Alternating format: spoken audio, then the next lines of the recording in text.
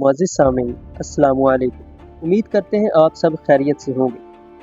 ویسے تو مختلف ممالک میں معاشی طور پر حالات اونچ نیچ کا شکار ہوتے رہتے ہیں، لیکن آج ہم آپ کو جرمنی کے ان حالات کے بارے میں بتائیں گے جب جرمنی معاشی طور پر بدترین بدحالی کا شکار تھا اور جہاں پر نوٹ گننے کی بجائے ان کا وزن کیا جاتا تھا۔ معزز سامعین، 1920 کی دہائی کے اوائل میں جرمنی کی سڑکوں پر عجیب و غریب مناظر دیکھنے کو ملتے تھے۔ لوگ ریڑھیوں اور بوریوں میں نوٹ بھر کر بازار جاتے تھے، لیکن یہ نوٹ اتنے بے وقت ہو چکے تھے کہ ایک روٹی یا ایک کپ کافی خریدنے کے لیے لاکھوں مارک درکار ہوتے تھے۔ کچھ لوگ کہتے ہیں کہ نوٹ گننے کی بجائے ان کا وزن کیا جاتا تھا۔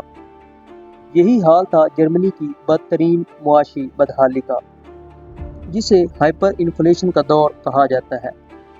اسی دور میں ایک جرمن عورت کا واقعہ بہت مشہور ہے، جو اپنے گھر کی سردی کو دور کرنے کے لیے چولہے میں ڈھیر سارے کرنسی نوٹ جلا رہی تھی۔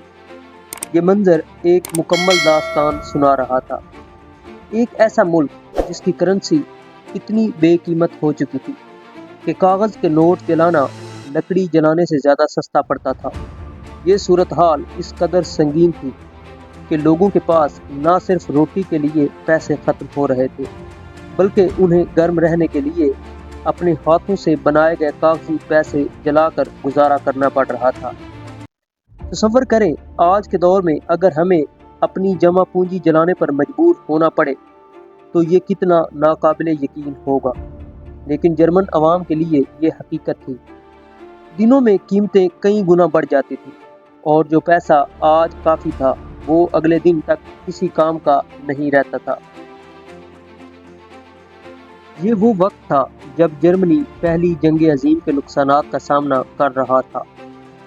جنگ کی بدولت نہ صرف ملک کی معیشت تباہ ہوئی، بلکہ اتحادی طاقتوں نے جرمنی پر بھاری تاوان بھی عائد کر دیا تھا، جس کی ادائیگی کے لیے جرمن حکومت مسلسل نوٹ چھاپے جا رہی تھی۔